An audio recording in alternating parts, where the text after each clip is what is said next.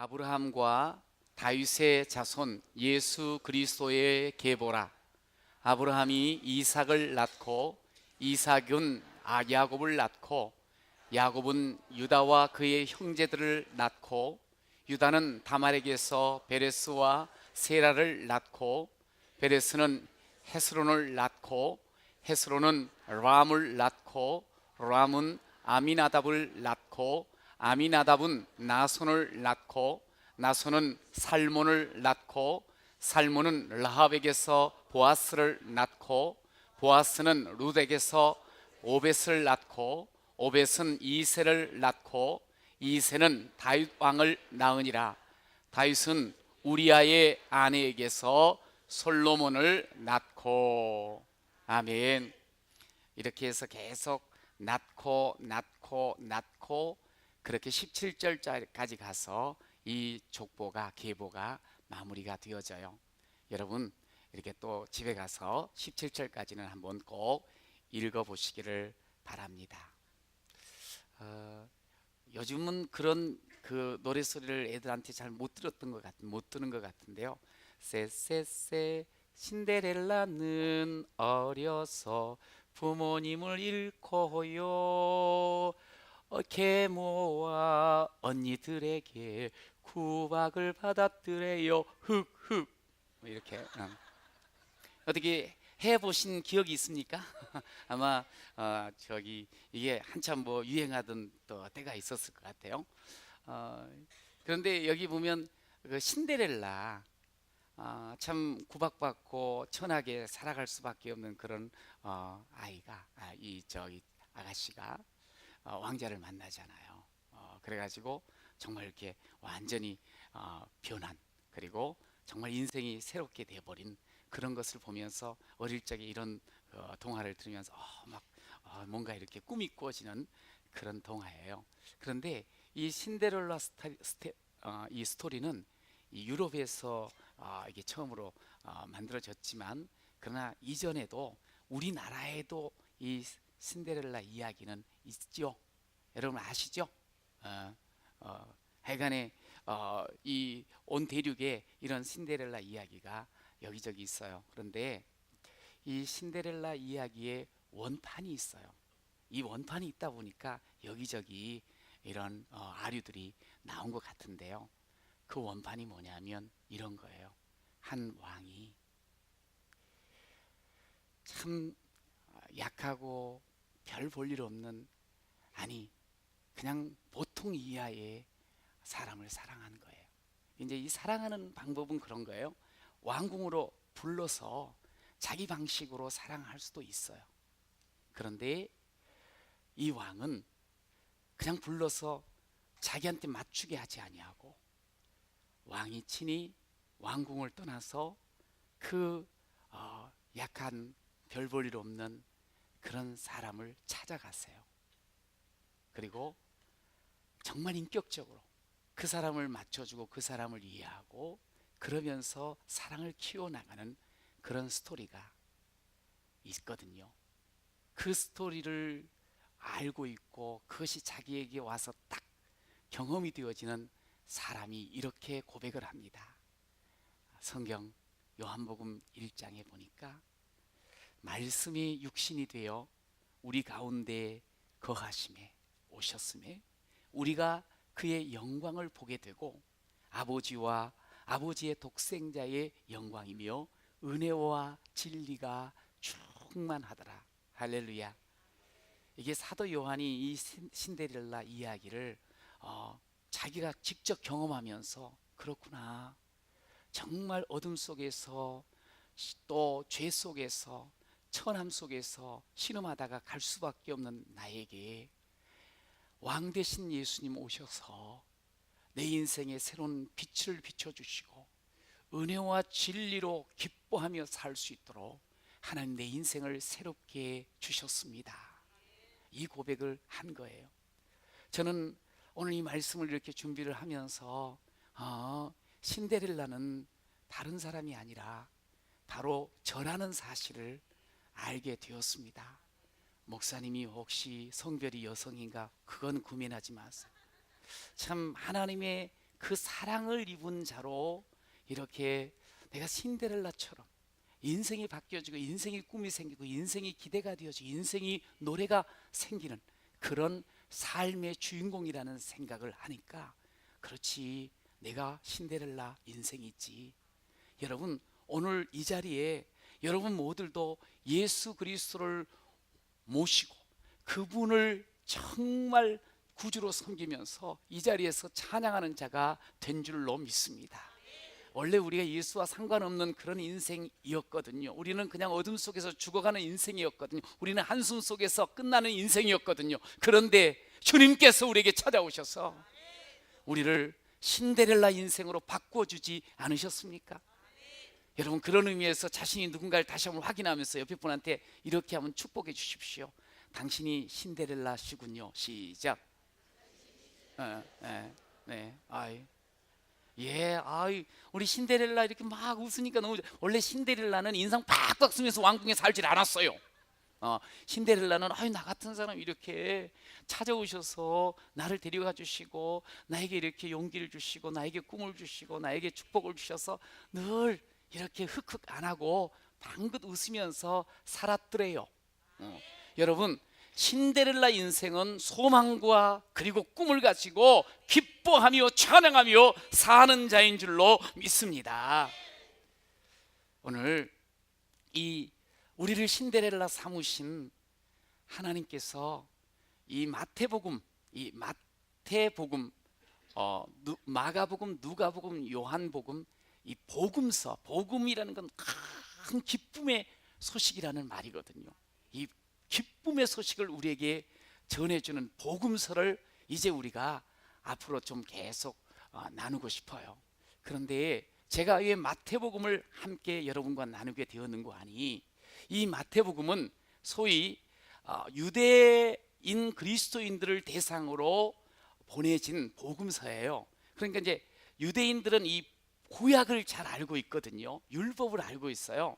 구약, 그 율법을 통해서 하나님께서 자신들에게 주신 약속들이 있거든요. 그런데 그 약속을 하나님은 반드시 이루시는 분인 줄로 믿습니다. 특별히 이 구약의 약속을 이 복음서를 중심으로 해서 그 이후에 신약을 통해서 계속 성취해 가시는 하나님을 만날 수가 있어요. 유대인들이 말이죠. 그런데 저도 마찬가지, 여러분도 마찬가지예요. 하나님의 약속이 이렇게 마태복음을 통해서 이루어져 가고 계시는구나, 성취되었구나, 그것을 확인하면서 동시에 이 약속이 내 삶 속에서도 고스란히 들어와서 내 인생을 바꾸어가고 성취된 하나님의 그 약속으로 인해서 노래할 수 있는 그런 여러분이 되시기를 축복합니다. 제가 그런 의미에서 프라미스 2018 이해에 이 복음서, 특별히 마태복음을 함께 나누고 싶은 거예요.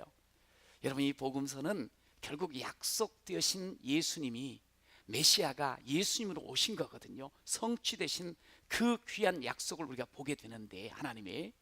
그런데 마가복음은 고난당하시는 하나님의 아들로 오신 예수를 소개하고요. 누가복음은 만인의 구주로 오신 예수를 중심으로 소개하고요. 요한복음은 아버지를 나타내신 아들, 독생하신 아들 예수를 소개하셔요. 그런데 마태복음은 왕으로, 메시아로, 약속된 메시아로 오신 예수를 소개하고 계십니다. 할렐루야. 그래서 이 마태복음을 왕의 복음이다고 별명을 붙이거든요. 이 왕의 복음을 통해서 하나님이 어떻게 언약을 이루어 가시는가, 그 언약 이루어 가시는 것을 통해서 그 말씀을, 약속을 붙잡고 있는 자가 어떻게 복을 얻게 되었는가를 말씀을 하시는 거예요. 저는 말씀을 이렇게 하나하나씩 찾아 읽고 은혜를 함께 누리면서 하나님 약속 이루어진다, 하나님 약속은 내 가정, 내 인생, 내 심령 속에서도 이루어지네, 그것을 노래하는 우리 모든 성도가 되시기를 축복합니다. 그러면서 오늘 이 마태복음은 무엇부터 여는 거 아니 족보로 시작이 되어집니다. 족보를 통해서 하나님이 이렇게 역사하셨구나, 약속대로 이루어 주셨구나 하는 것을 우리에게 보여주시는 거예요. 여러분 집에 족보 한 권은 있으시죠? 네, 물론 없는 분도 계실 거예요. 특별히 보니까 전주희 씨 탁 족보 탁 내가 몇 세 손 막 그러면서 몇 대 손 이렇게 하면서 상당히 긍지를 가지고 있어요. 그 족보를 통해서 뭘 우리에게 그 조상들은 내지 오늘 성경에서도 뭘 알기를 원하실 것 같아요? 족보라는 건요 다른 게 아니에요. 우리가 대단하네 자랑거리 삼으려고 하지 말고, 이 족보를 통해서 족보를 쓴 이유는 뭐냐면 네가 어떤 사람인지, 네가 어떤 존재인지를 가르쳐주고 싶은 거예요. 족보. 저희 집에도 아무정씨 족보가 있어요. 제가 왜 앞에를 안 붙이는 거 아니? 혹시라도 또 에이 저런 또 뭐 이러면서 그럴까봐. 저는 사실은 이렇게도 이야기를 합니다. 웃으면서 저는 아브라함 정씨입니다. 뭐 이렇게 이제 이야기를 하는데, 사실 이제 그 족보를 이렇게 쭉 보면서 제 이름까지 딱 나와 있는데 보면 야 내가 이런 조상들이 계시고 내가 여기 이렇게 지금 살고 있구나 하는 것을 느끼면서 다시 한번 참 감사도 느껴지고 내가 어떤 사람인가에 대한 부분을 확인을 하게 되더라고요. 여러분 오늘 이 족보는 보니까 소위 전주희 씨 족보를 굳이 우리 집에서 가질 필요가 없어요. 족보는 그 족보와 관련된 사람이 가지고 있고 그것을 보게 돼 있어요. 하나님께서 이 족보를 먼저 유대인들에게 알려줬어요. 근데 이 족보가 단순히 유대인만의 족보가 아니라는 거예요. 족보를 읽는 사람은 자기와 관계돼서 그 족보를 읽는 거거든요. 하나님께서 우리에게 이 족보를 읽게 하셨어요. 계보를 읽게 하셨어요. 이것을 읽게 된 우리는요 이 족보 속에 속해 있는 사람인 줄로 믿습니다. 사실 그거를 지금 보여주고 싶은, 네가 이 족보와 관계가 있단다. 에이 목사님 이건 벌써 2000년 전 족보인데요 뭐, 그리고 족보 시작은 보니까 벌써 4000년 전인데 그건 뭐 그냥 수천 년 된 지는 복족보가 무슨 나와 상관이 있다고 생각을 할 수 있지만요 그렇지 않아요. 그래서 제가 오늘 이 족보를 통해서 보고 싶은 건 뭐냐면 내가 진짜 어떤 사람인가를 확인하는 거예요. 그래서 설교 제목을 뭐라고 잡았는 거 아니? 그럼에도 불구하고. 시작. 이거 반전을 일으키는 귀한 접속사거든요. 그럼에도 불구하고. 야 이거 도무지 그런 은혜를 누릴 수 없고 그런 복을 받을 수 없는데, 그런 신분을 얻을 수 없는데 그럼에도 불구하고 와우, 오늘 족보를 통해서 하나님께서 네가 얼마나 큰 은혜를 입은 자인가를 확인을 시켜 주시더라고요. 여러분 그래서 제가 지난번에도 한번 찬양을 했지만 은혜 아니면 살아갈 수가 없네. 그런데 여기 그 가사가 좀 이렇게 바뀌어지면서 이렇게 은혜 아니면 설명할 수가 없네. 내가 어떻게 이런 족보와 관계된 인생이 되었는가. 은혜가 아니면, 오늘 이 족보를 통해서 은혜가 아니면 설명이 안 돼. 여러분 오늘 이 말씀을 통해서 저는 여러분과 두 가지를 나누고 싶은데, 첫 번째 따라해 보십시오. 지금도 약속은 살아있다. 지금도 이 약속이 살아있다는 거예요. 여러분이 이 족보가 우리 가운데, 우리의 삶 가운데 파고 들어온 줄로 믿으시기 바랍니다. 1절을 보십시오. 아브라함과 다윗의 자손 예수 그리스도의 계보라, 그렇게 시작이 되었어요. 여기 보니까 왕으로 오신 예수, 메시아로 오신 예수 그리스도, 그리스도의 이름이 나와요. 여러분 예수의 이름의 뜻이 뭡니까? 예수의 이름은, 예수라는 이름은 헬라 말이거든요. 그리스어인데 이게 이 히브리어와 연관되어지는 이름이 있어요. 두 개나. 하나는 성경에 보면 구약에 예수아라는 이름이 있어요.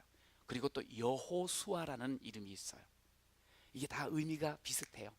여호와는 하나님은 구원이시다. 하나님은 구원하신다. 예수와는 하나님은 구원하신다. 여호와가. 그리고 여호와는 구원이시다. 이게 구원이라는 의미가 포함이 되어 있어요. 예수는 구원입니다. 예수는 구원입니다. 할렐루야. 여러분, 예수가 구원으로 오셨기에 이것이 복음이에요. 여러분, 이것이 은혜라는 사실을 성경은 먼저 가르쳐주고 있어요. 하나님이 예수를 보내시고 싶으셨어요. 계획하셨어요.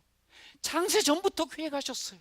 그리고 그 계획대로 우리 하나님께서는 예수를 보내주셨어요. 예수 그분은 구원자세요. 예수 그분은 예수를 믿는 자 하나님의 자녀로 회복시킬 뿐만 아니라 모든 어둠과 죄와 단식과 한숨에서부터 벗어나게 하시고 우리를 구원하여 하나님을 찬양하는 자로 구원시켜 주시는 분이 예수님이신 줄로 믿습니다. 여러분, 우리가 예수 때문에 오늘 우리가 살아있고 주님의 높고 위대하심을 찬양하는 자가 되지 않았어요? 여러분, 그렇다면 이 족보는 지금도 우리 가운데 살아 역사하시는 줄로 믿습니다.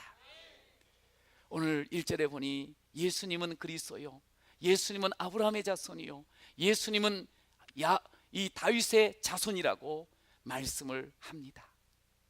이것은 뭐 옛날 조금 전에도 이야기한 2000년 전, 4000년 전, 뭐 수천 년 전 이야기인데 뭐 그거 다 지나가 버린가? 아니야. 뭐 그런 이야기를 지금 하고 있을까? 혹 그런 생각을 할 수가 있어요. 그런데요, 연대적으로 보면 이 족보가 아주 오래된, 그리고 예수님 2000년 전 오신 그 날로 인해서 족보가 끝난 것 같지만 그렇지 않아요.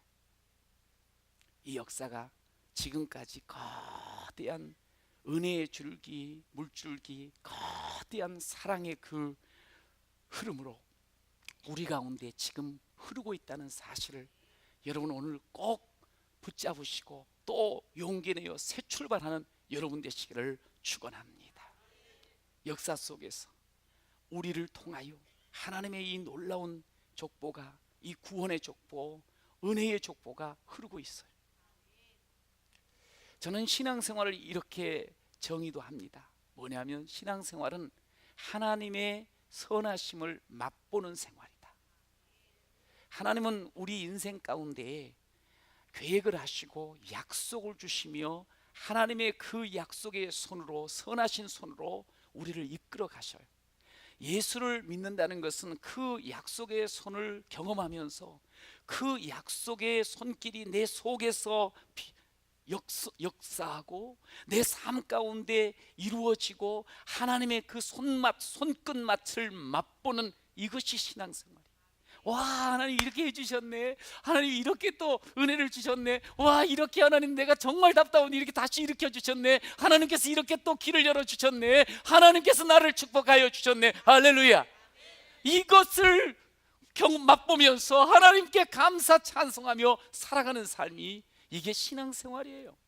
여러분, 여호와의 이 선하신 손끝, 이 손맛을 맛보는 여러분 되시기를 축원합니다. 이게 신앙생활을 하는 거예요. 이게 신앙생활의 묘미예요. 묘미, 여호와의 선하심을 맛보는 것.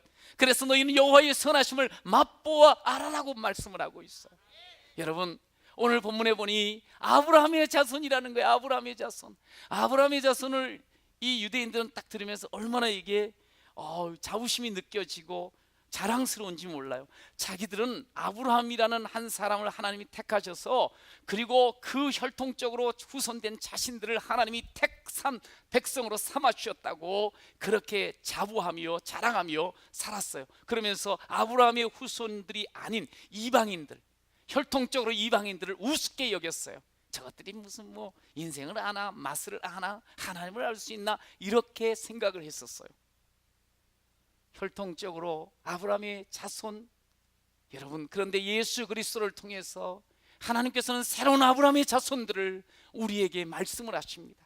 새로운 아브라함의 자손은 혈통적으로 아브라함의 피를 받은 그런 자손들이 아니라 예수 그리스도를 영접하고 믿고, 그리고 그 믿음으로 말미암아 회개하고 하나님의 자녀로 되어진 자가 아브라함의 후손이 되는 줄로 믿습니다. 여러분, 그렇다면 우리는 예수를 만나 예수를 믿고 예수로 인하여서 회개하고, 그리고 그 하나님 앞에 이제 자녀가 된 우리들, 우리가 아브라함의 자손이라. 오늘 이 족보는 오늘 우리에게까지 미쳤음을 우리에게 다가왔음을 우리가 알 수가 있습니다. 여러분, 하나님께서 아브라함에게 약속하신, 그래 네가 복이 될 거야, 이 후손들에게 약속하신 모든 복이 이미 우리에게도 주어진 줄로 믿습니다. 내가 진짜 예수 그리스도의 족보에 참여하는 자가 되었구나. 지금 이 자리에 선 내가 말이지요, 족보가 살아있는 거예요. 약속이 살아있는 거예요. 그것뿐인 줄 아십니까? 다윗은 왕국을 이룬 왕이었습니다. 유대인들은 다윗 왕국, 다윗 왕을 얼마나 자부하며 살았는지 몰라요. 지금도 다윗별이 자기들 국기에 그려져 있잖아요. 그리고 이 다윗의 왕국은 세상을 통치하는 왕국이라고 생각하면서 그렇게 기대를 했던 그런 백성들이에요. 다윗의 왕국이 뭡니까? 다윗의 왕이, 다윗 같은 왕이 오고 다윗 같은 왕의 다스림을 받으면 샬롬이 임한다는 거예요. 어떠한 자리 속에서도 샬롬 평강이 임하는 것을 경험한다고 그들은 그렇게 노래하며 그걸 믿고 살았어요. 그런데요, 다윗의 후손으로 오신 예수를 만난 우리들, 예수 그리스도로 인해서 진짜 샬롬 임할지어다, 주님의 그 말씀으로 인해서 우리 또한 주님의 다스림을 받고 주님을 왕으로 모심으로 말미암아 진정한 샬롬 평화를 누리는 줄로 믿습니다. 예수 믿으면서 늘 불안해, 늘 두려워, 미래에 대해서 겁이 나, 어떤 일을 앞에 놓고 그냥 오들오들 떨려, 잠을 못 자. 여러분, 그렇다면 한번 생각을 해요. 내가 진짜 왕 되신 예수님을 모시고 그분의 지금 다스림을 받고 살고 있는가? 오늘 다윗의 자손은 바로 왕 되신 주님의 다스림을 받고 그분 안에서 샬롬을 누리는 자라는 사실을 분명히 말씀을 하고 계셔요. 여러분, 왕 되신 예수님 모시고 그분의 다스림 속에서 참다운 평화를 누리는 여러분 되시기를 축원합니다.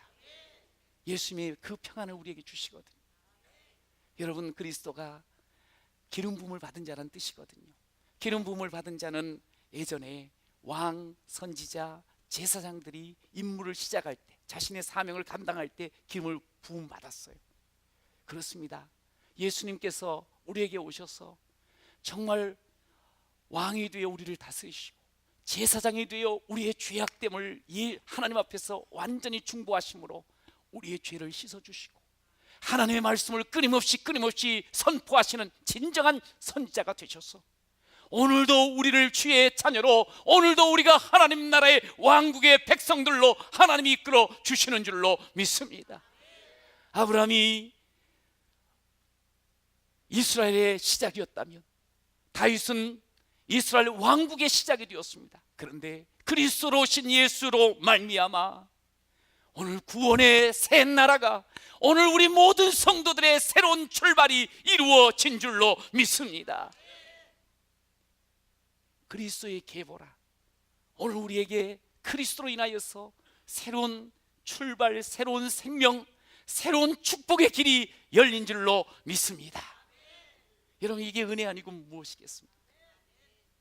여러분, 그러면서 두 번째로 그 무엇도 막을 수 없다. 시작. 그 무엇도, 그 누구도, 그 어떤 문제도 결코 막을 수 없습니다. 그럼에도 불구하고 이 문제를 불구하고도 결국에는 하나님의 놀라운 은혜를 우리에게 부어주신다는 놀라운 역사를 여기에 기록하고 있어요. 여러분, 보통 사람들은 지나간 역사에 대해서 소위 안 좋은 역사, 부끄러운 역사, 이것들은 가급적이면 넘어가 버리거나 기술 안 하거나 아니면 숨겨버릴 때가 있습니다. 아니면 바꿔요. 아예 왜곡을 시켜버리는 경우도 있어요. 그래서 그 일본 같은 경우가 지금 역사 왜곡을 해서 주변 나라에, 우리나라에 많은 그 항의를 받으면서도 그냥 뭐 지네들이 전쟁을 일으키고 그냥 사람 죽이고 막 그러면서도 지들은 잘하려고 했다는 거야. 그러면 되겠어요, 그러면. 그런데 이 사람들이 그런 성향이 있어요. 지나간 역사에 대해서 살아있는 자, 특히 힘 있는 자라면 좋은 것으로 역사를 미화시키려고 하는 그런 성향들이 우리 가운데 있어요. 여러분, 그런데 오늘 이 족보가 시작되어지는 이 부분을 마가복음에서는 예수 그리스도 복음의 시작이라, 정말 우리에게 최고의 소식, 최고의 복된 소식이라 그렇게 시작이 되었노라고 그렇게 시작을 하거든요. 그럼 이 정말 복되고 사람을 살리고 너무, 그런데 오늘 본문을 쭉 특히 여러분들은 여기를 이 본문을 읽으면서 사람 이름을 많이 보았잖아요. 그러면서 이 사람 이름을 보면서 이분도 이렇게 나왔네. 그러면서 좀 이렇게 마음에 뭐랄까 좀 거슬리고 뭔가 좀 마음에 안 드는 그런 이름이 있었나요? 여러분들은 유대인이 아니니까 그랬을 거예요. 근데 유대인들은 상당히 거북살스러운 거야. 지금 유대인들이 첫 독자라 그랬잖아. 왜 이런 이름이 여기 있지? 이게 뭐야 도대체? 부끄러워. 좀 이거 지워버리면 안 될까? 이거 좀 없애버리면 안 될까 하는 이름들이 여기에 지금 등장을 하고 있어요. 누군가요? 다말, 라합, 룻, 그리고 절정의 우리아의 아내, 이 사람들이 등장을 하는 거야. 제가 이 말을 딱 해도 여러분들은 이게 도대체 누구 이름인가? 뭔 일을 했는가? 어떤 사연이 있는가?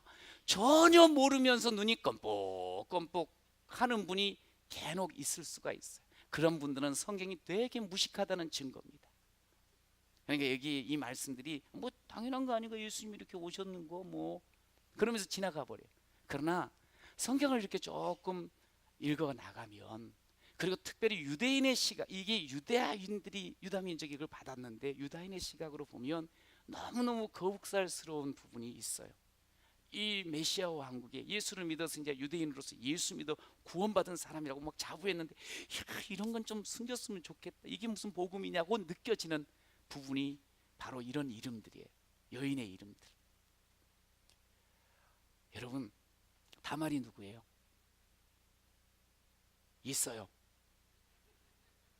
쉽게 이야기하면 남편을 빨리 떠나보내고 결국에는 시아버지와 관계에서 여기 베레스와 세라를 낳았다는 거예요. 어떻게 그럴 수가 있어? 라합은 여리고의 기생이었어. 몸으로 살았다는 그런 전력이 있는 거야. 어떻게 해요? 그럴 수가 있어. 룻 또한 모압 여인이야. 그래서 좀 낫지. 착하니까. 어찌됐건 간에 하여간에 모압, 거기다가 이 다말도 가나안 여인이라 그러지. 여기 가나안 여리고의 그 족속 라합이지.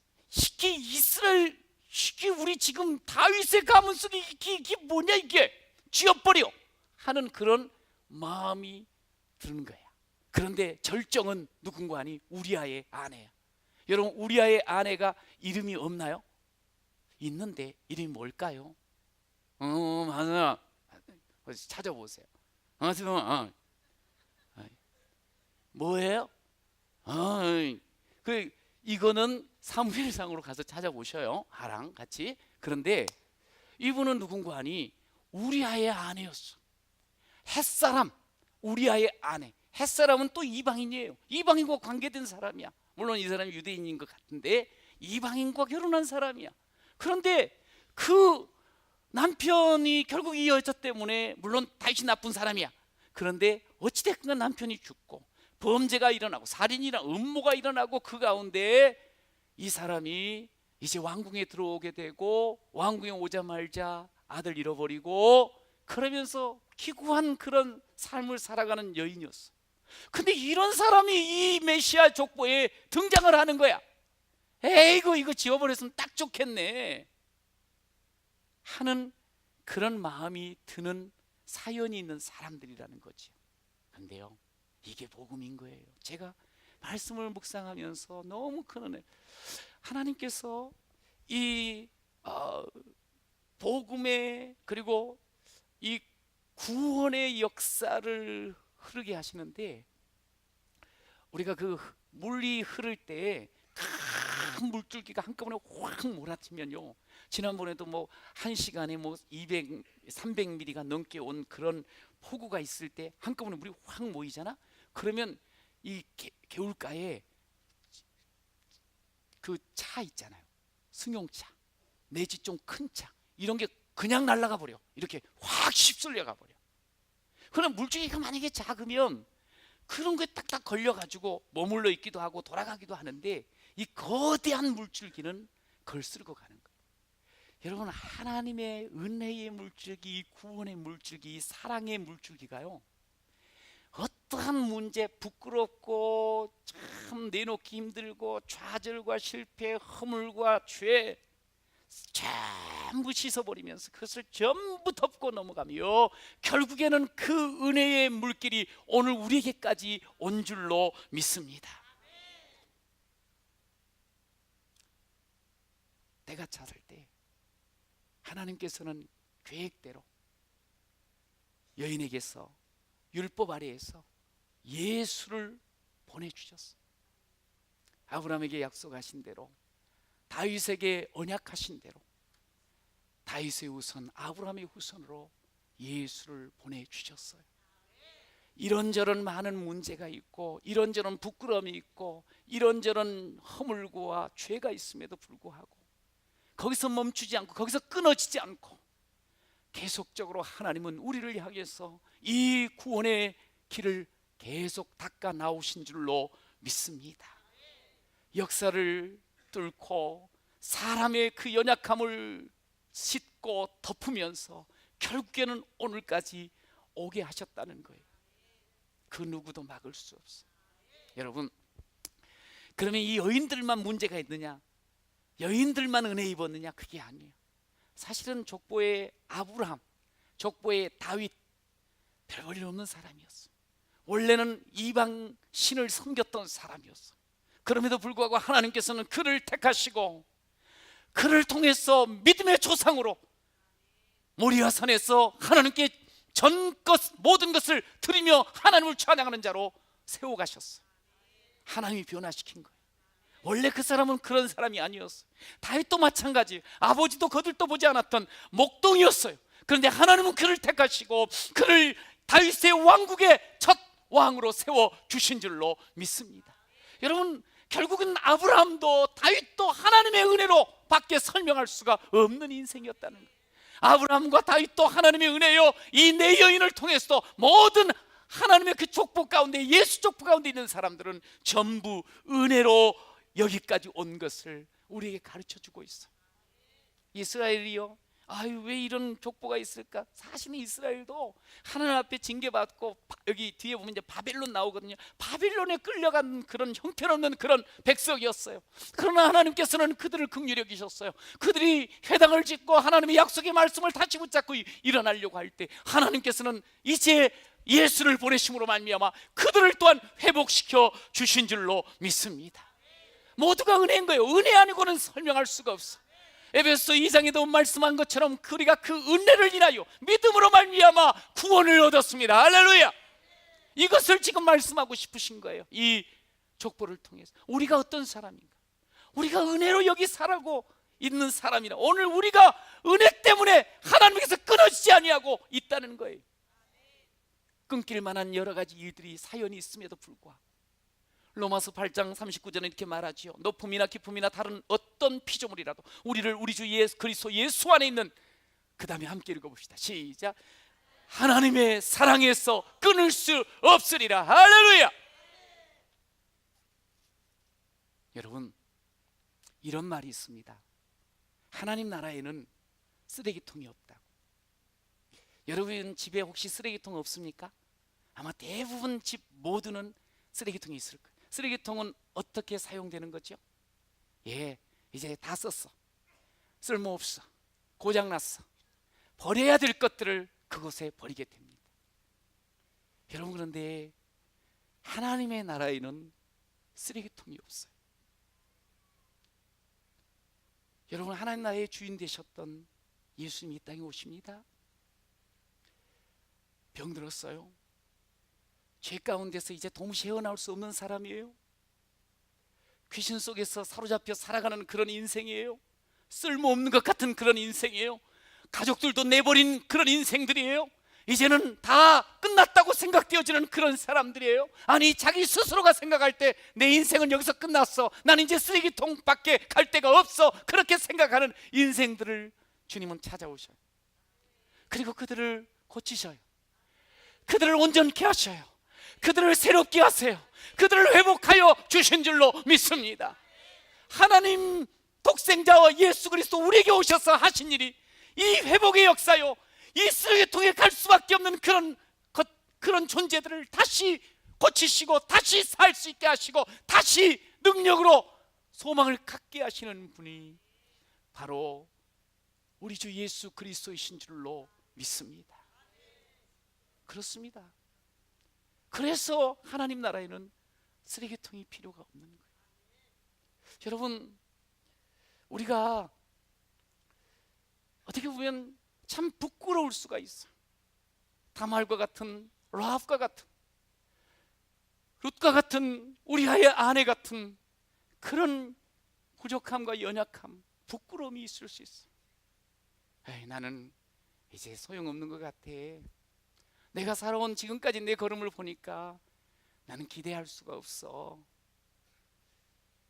여러분, 근데 우리 하나님은 그렇게 생각지 않으셔요. 우리 하나님은 아니란다. 너를 통해서 내 뜻을 이룰 거야.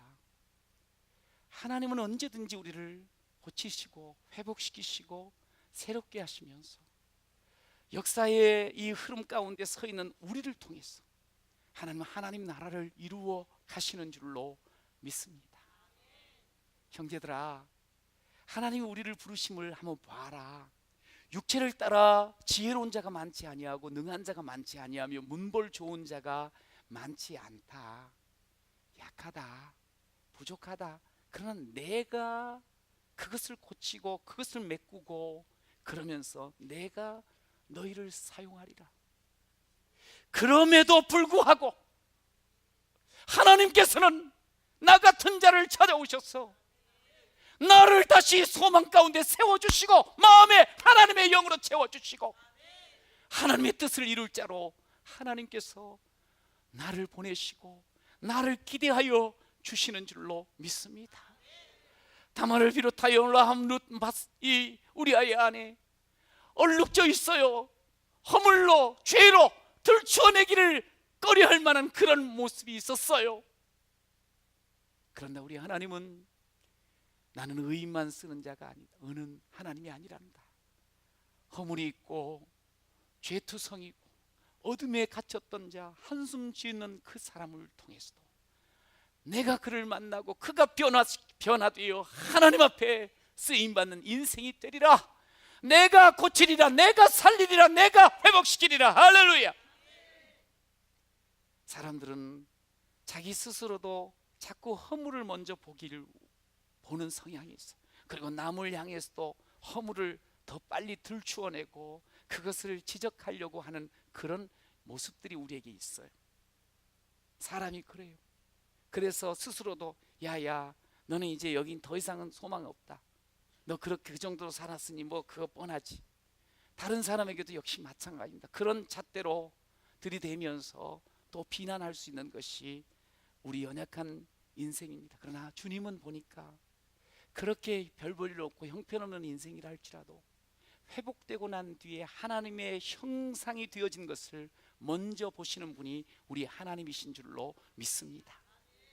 제가 목회를 하면서 끊임없이 절대로 이건 놓치면 안 되지 하고 늘 생각하며 기도하며 살아가는 삶의 태도가 있습니다. 그것은 뭐냐면 사람을 이렇게 함께 많이 대하다 보니 종종 저 사람은 안 되겠다, 힘들겠네, 어떻게 저런 사람이 있을 수 있지, 어떻게 저런 생각과 저런 행동들을 할 수 있지 하는 그런 마음이 찾아들 때가 있더라고요. 그런데 그때마다 하나님, 사실은 저 자신도 저런 사람이 뭐가 될까? 저게 다 끝난 거 아닐까? 이게.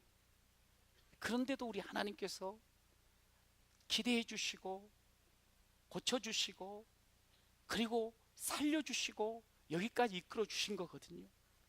이 하나님께서 저에게 베푸신 은혜가, 그 사랑의 도도한 물결, 어떤 문제가 있어 그것을 뛰어넘고 그것을 씻어버리며 찾아오신 그 사랑의 물결이 제가 맛봤던 거거든요. 그래, 하나님이 고치셔. 하나님이 그 마음 만져주셔.